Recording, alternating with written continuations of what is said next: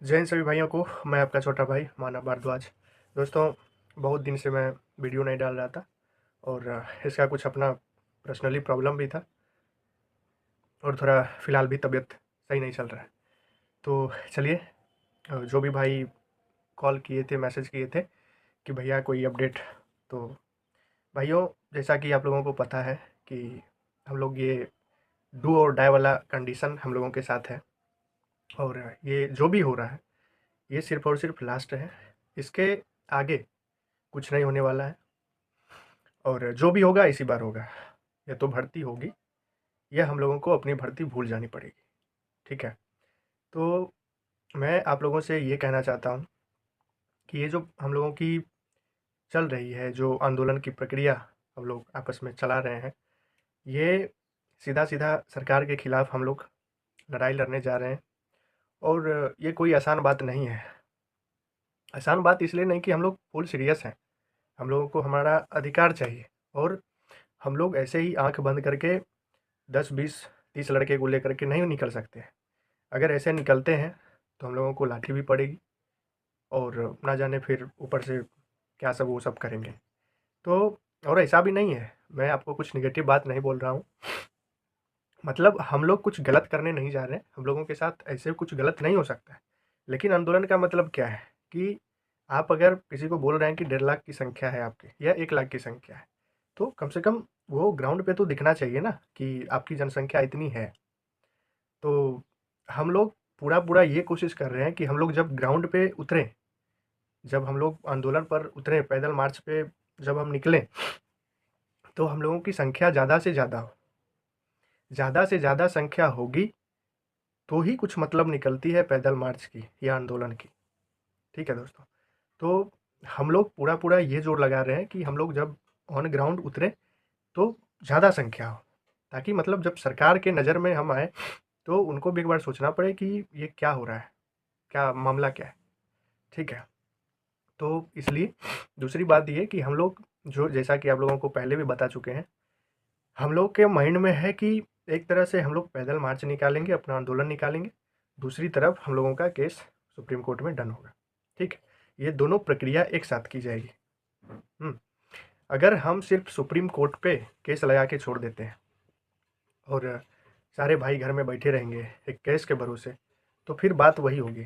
क्योंकि यही काम आप लोग देखे होंगे कि बीपीएससी वाले भी किए हैं। ठीक है? और मैं आप लोगों को बता दूं कि जैसे-जैसे हम लोग प्रक्रिया कर रहे हैं, जो भी प्रक्रिया हम लोगों को करवाया जा रहा है, हम लोग कर रहे हैं, सेम इसी प्रक्रिया के थ्रू 2018 का जो एसएससी जीडी वाला जो बच्चा था, जो उनका जॉइनिंग नहीं मिल पा रहा था उनको, ये 2024 के लास्ट महीने में उन लोगों को जॉइनिंग किया गया है। ठीक है? तो जैसे-जैसे वो प्रक्रिया किए थे, जैसे-जैसे प्रक्रिया करके उन सभी को न्याय मिला है, सेम उसी तरह हम लोग अपने प्रक्रिया को चला रहे हैं।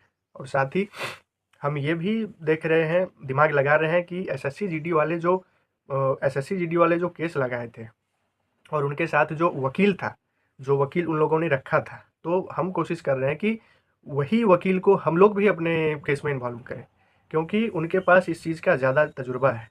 ठीक है? वो न्याय दिलवा चुके हैं ऐसे मैटर में। तो हम लोग कोशिश कर रहे हैं कि वैसे वकील को हम अपने केस में इन्वॉल्व करें। ठीक है? तो बस यही सब थोड़ा कारण है जो कि हम लोगों की भर्ती निकलने में लेट हो रही है। ठीक है भाइयों? तो आप लोग बिल्कुल हताश ना हो, बिल्कुल निराश नहीं होना है आप लोगों को। हम लोग अपना प्रक्रिया जो भी है, आंदोलन की प्रक्रिया हम लोग चला रहे हैं और जो भी होगा आप लोगों को बताया जा रहा है और बताया जाएगा। ठीक है? लेकिन इतना वादा आपको खुद से खुद खुद के लिए करना पड़ेगा कि देखिए भाई, मैं आपसे हर बार, हर एक वीडियो में मैंने एक ही बात आपसे बोला है कि आप आज अपने के लिए और खुद को बहाना बनाने से दूर, मतलब बहाना मत बनाइए अभी फ़िलहाल। क्योंकि जिस चीज़ के पीछे आपने 4 साल, 5 साल मेहनत की, आपका टाइम बर्बाद हुआ है 4 साल, 5 साल। क्या आज जो है कि आप 10 दिन, 1 महीने के लिए इस चीज़ के पीछे टाइम नहीं दे सकते हैं? अगर आपका 1 महीना का टाइम देने से अगर आपका 4-5 साल का जो ये लंबा सफ़र है आपका, ये पूरा हो जाता है, आपका सपना पूरा हो जाता है, आपका मेहनत सफल हो जाता है, तो इसमें क्या बुराई है? आज मान के चलिए आप बहाना बना लिए और ज़िंदगी भर आप क्या करेंगे फिर? ज़िंदगी भर तो ऐसे ही फिर बैठे रहना है आपको, ठीक है? तो आज आप बहाना बनाने से बचिए। जो भी साथी हैं, वो खुल करके अपने हक के इसमें आइए, हक का लड़ाई लड़िए। आप अपने लाइफ़ में अगर हक का लड़ाई नहीं लड़ पा रहे हैं, तो आप आपका लाइफ़ बेकार है हम समझते हैं। और जिस देश में आप जन्म लिए हैं, जिस देश में आप इतने बड़े हुए, इस काबिल हुए, वो देश आपको कभी नहीं सिखाती है कि आप अपना कर्तव्य से पीछे हटिए। कमाना खाना ज़िंदगी भर है। जन्म लिए हैं, तो जब तक ज़िंदा हैं, पेट भरने के लिए कुछ ना कुछ करना पड़ेगा। लेकिन अपने हक की लड़ाई के लिए भी आगे आइए। ये आपका परम कर्तव्य है। आप बिल्कुल समझदार हैं, आप उस एज पर हैं, क्या अच्छा है, क्या बुरा है, ये आप बखूबी समझ सकते हैं, ठीक है? तो आप लोग के ऊपर है, आंदोलन कितना जल्दी निकलता है और आंदोलन कितना जल्दी सफल होता है आप लोगों के साथ। जो अन्याय हुआ है, वो न्याय में बदलने में कितना टाइम लगेगा, वो आप सभी के ऊपर निर्भर करता है, ठीक है? तो मेरे जितने भी भाई बंधु हैं, मैं आप लोगों से नम्र निवेदन करना चाहता हूँ कि आप लोग लगातार एक दूसरे से कांटेक्ट बनाए रखिए और पूरा जो जोश जुनून कहते हैं ना, वो अपने अंदर लाइए। क्योंकि एक लड़ाई को डिमोटिवेट होके, उदास होके, निराश होके नहीं जीता जा सकता है। लड़ाई को जीतने के लिए आपके अंदर वो ज्वाला होनी चाहिए, वो सोच होनी चाहिए, वो जज्बा होनी चाहिए कि हाँ भाई, अपने हक के लिए हम किसी से लड़ सकते हैं। कुछ कुछ कर कर गुजरने का जो क्षमता होना चाहिए ना, सोच होना चाहिए, जो जज्बा होता है, वो होना चाहिए आपके अंदर, ठीक है? तो बहुत जल्द इस महीने के लास्ट तक हम लोगों की भर्ती, ये जो आंदोलन है, ये निकल जाएगी, ठीक है? तो आप लोग बिल्कुल भी नेगेटिव बातें अपने बीच नहीं लाइएगा, ठीक है? जय हिंद, जय भारत।